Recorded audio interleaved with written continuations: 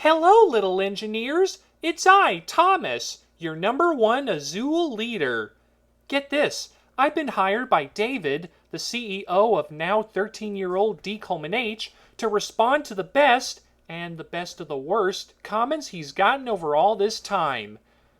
Normally I'd say poppycock, as I have Sir Topham Hatt's ideas to take action on, including my own. But David does work hard himself on his own public job for his efficiency budget. After all, what are lifelong friends for?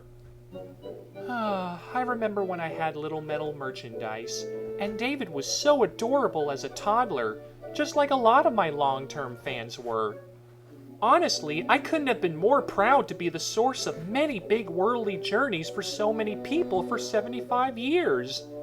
And I'm still not convinced that David can go on for that long. I mean, he didn't win international and get a lot of full-length TV specials, now didn't he?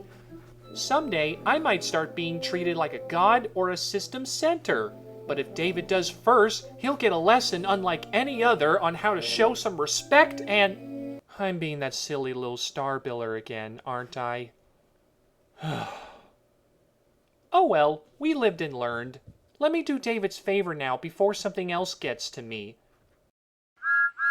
All aboard for some grand responses. Let's start and Q&A. Why Percy as Woody and Edward as Rex? Tell me about it. I was asking why me as Buzz Lightyear. However, I guess David wanted to hide the fact that he kept cheating on his character resemblance tests. Question: what class is Chad and his friends are supposed to be? Well, I'm assuming Chad is one of those E3 radical tank engines, Kathy, an LNER Class N, Eric, a former Class 8 that became a Class H, Jackaroo, an LNWR saddle class, but with larger water tanks, Johnny, either Class J11 or Class B17, Cody and Moody, possibly SNCF classes, and Stan, something out of a Class 3. Why do you need subtitles in the middle of the screen? That was just silly cheapness. David had a feeling that no one could hear the narration used in that video.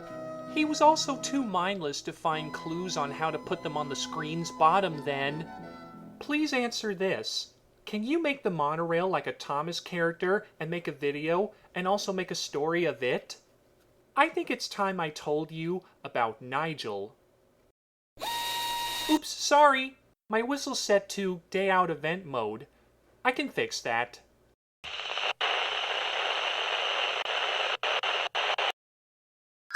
Oh, I forgot I had this kind of mode.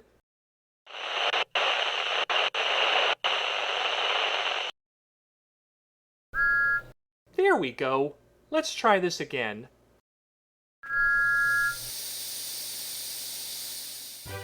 Nigel is a monorail engine who would carry hundreds of passengers all across a big American city. This made him very proud as he was called really useful, but nobody below him or his co-workers would have time to say hello, and some people got cross at his silly jokes. Then one day, Sodor got a new high rail line opened. The other monorails laughed when Nigel volunteered to work there instead. But their boss didn't care. Nigel was his favorite.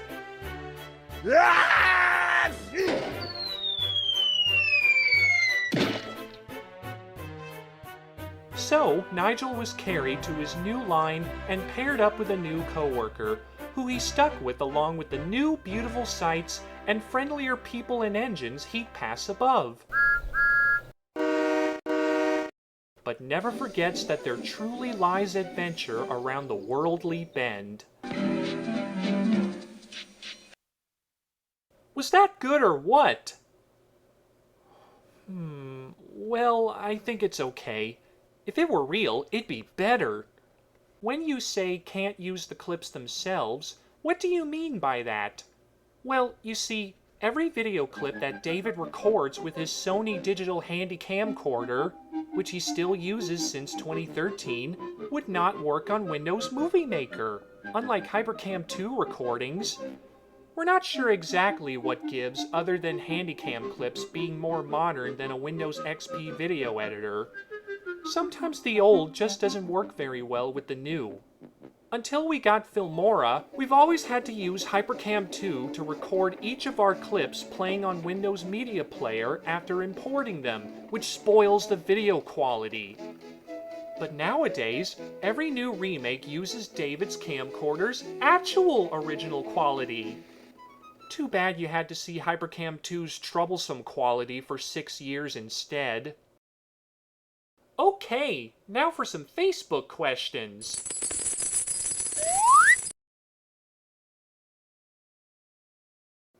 Have you seen Blue's Clues and You?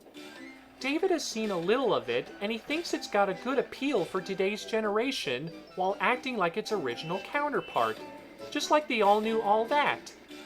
What is your favorite and least favorite video you made? David says that his favorite is our Tomy Trouble with Mud video for being the turning point of facial features. Even though those cool YouTube annotations are no more, I agree that— OW!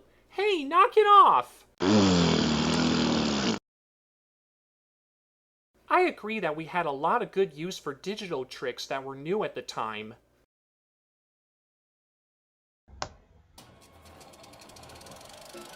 For David's least favorite, he thinks it's the one about his homemade Ertl Trainboy 7. Trainboy 7 himself stated that he loved the video. That comment is now deleted.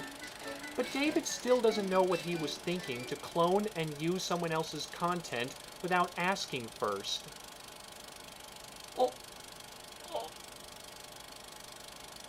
Ahem.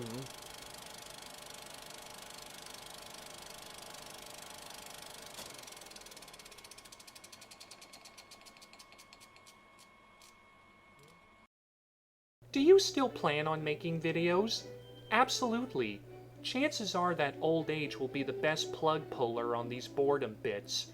All the same, they might come out longer once David starts focusing on brand new personal situations, like getting a girlfriend and maybe having some children of his own. Are you gonna make more Adventures of the Sodor Railway episodes?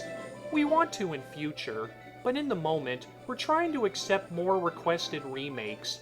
If we get the chance for it, we might do a story such as, "I've got no limits, you do. Why don't you take my cars along with yours while I shunt the others before late?" How many theater productions have you been a part of? And what are your favorite roles? Wait, David's a theater actor? Isn't he already busy working 5 days a week in his job? Oh no, what if it gives him a bigger excuse to quit Decuminate? I'll be stuck with a weirder fanfiction version of myself. My future generations will see me as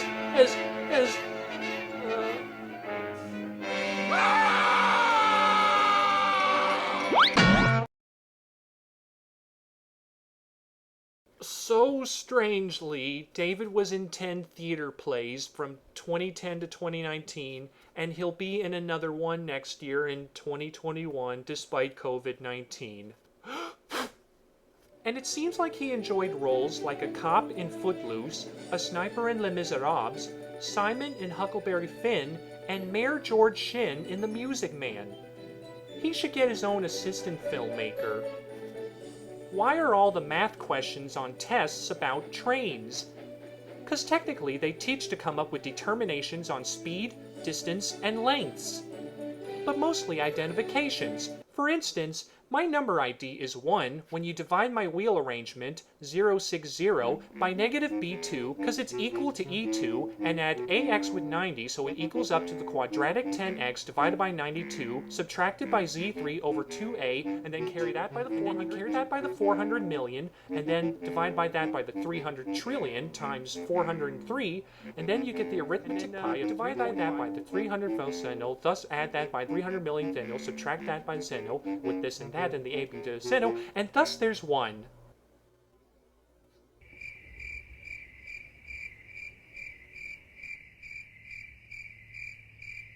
You suck! Either that, or you could just add -0 with mathematical magician wand.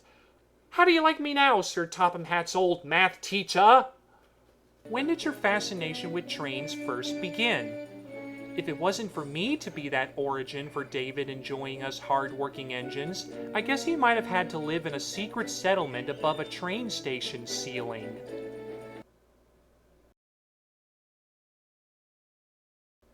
And I'm not just saying that because of that smelly bearded hobo by Knapford Station. Anyway, he told me that he's not sure exactly since he used to enjoy watching freight trains passing by when he was a 6-year-old and got VHS tapes about them but got bored looking at some of them. He's also not sure if he knew that he likes trains until maybe in the mid-2010s when he found himself barely resisting Google images of any kind of train engine.